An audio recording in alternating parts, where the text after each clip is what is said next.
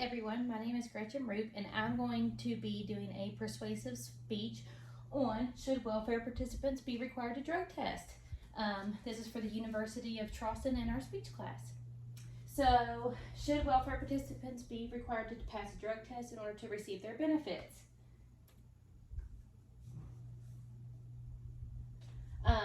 What do you guys think about it? In my personal opinion, I feel like they should. If we have to pass a drug test to work to pay into the welfare, then they should have to pass a drug test to receive it. Each year, both the state and federal governments have provided thousands to millions into welfare programs, and that's more than, just, there are several different types of welfare programs in this. Let's see. So, there's several different pros and cons to receiving welfare benefits or requiring the drug testing for the welfare benefits. So it could potentially save the government money. I mean, if they don't pass a drug test and can't receive the benefits, then that can be more benefits available to somebody else who can. There could be extra incentive for those who do receive benefits to actually pass a drug test. And so to keep it fair, the ones that work have to pass a drug test, so the ones who receive benefits should have to pass a drug test. All about equality right now. So some of the cons to it is a lot of people consider it to be discrimination, that we are picking on them if they have to take a drug test. And it could prevent children of drug addicts to receive any type of assistance. If there's several children out there who are children of drug addicts, and due to that, I mean, these kids don't eat if they don't get any type of welfare assistance. So that is a big issue that I feel like is a very big problem here, even in West Virginia, especially in West Virginia and Beckley at that. So there are several different types of welfare assistance. There is the SNAP benefits or the food stamp card. There's unemployment, Social Security, grants and loans for school, government-funded health care. There's many, many more, but these are just the ones that we're going to talk about.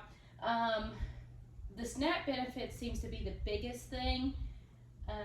I know that whenever COVID hit, they would send, because I have a child, they would send a food stamp card to help provide food for the children while they were out with COVID or when school was out. And I think they've even sent it for the summer as well. I guess they realize, sometimes this is the only thing that kids get to eat. So the biggest one is the SNAP benefits. According to Feeding America, 1 in 6 Americans do not have adequate access to food. 17 million children are going hungry. SNAP, or Supplemental Nutrition Assistance Program, is created to help those in need. Nearly $75 billion of federal funds was paid into SNAP benefits alone. And that was in 2012, so I'm sure there's been more, especially since COVID. And basically everything I found said that this is primarily to benefit the working poor. I know there's several single parents out there who they are making too much in order to receive benefits. And so, I mean, they just have to hustle through because they make too much to receive the benefits, but then people who don't work at all can't get them all handed out. So this is a really big issue that I feel we have to get taken care of here. Will it eventually be required by law for them to pass a drug test in order to receive their benefits? So one of the biggest articles I found on this was Kesha Kelly is a Kansas House member, and she got the legislation to require a large share of the welfare recipients to be drug tested or they'll lose their benefits. They believe that tax dollars should in no way support drug addicts. She had several different things on there about how she heard people talking about, I know my neighbor is getting benefits and they're active drug dealers or drug addicts, and I don't feel like their kids are getting taken care of, but they continue to get the assistance and we can't. Craig P. Blair is here in West Virginia, and he had a similar bill kind of introduced to us, and he just stated that the fact is that we have to respect the taxpayer and help the people be work qualified and be good parents also. So some of the article was talking about how they should get these parents or these people ready to go back out into the work world. Is it demeaning? Critics of the bill think it is very unconstitutional. They think it violates rights. They think it's an unreasonable search and seizure. Welfare recipients in Arizona are asked the 3 questions about drug use, and if they answer yes to any of the 3, they're sent for drug testing. If they test positive, they lose their benefits for a year. That might be something that they could develop here, but how truthful are these people?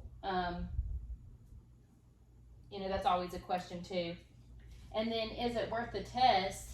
I know that it can be expensive. There were some articles stating that it could be up to $75 per test.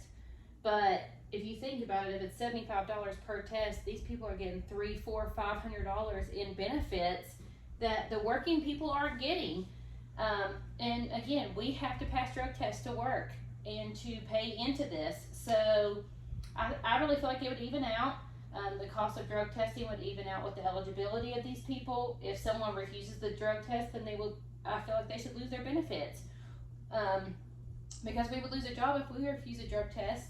So another question is, how many of these recipients are prepared for the workforce? So if they're only on welfare for a short period of time, you know, times are hard. COVID was a really hard time. I would think that if they have the intent of getting back out there and going to work, that they wouldn't refuse a drug screen. But sometimes, you know, with the hard times, they kind of get set in that life and they don't want to go back out there. So will it ever become a bill or a law in West Virginia? I think it should. I feel like with, you know, the fact that we have to get out there, pass a drug test to work, to pay into this, we should decide who is a recipient. And I mean, just walking up and down Harper Road are plenty of people that make you question.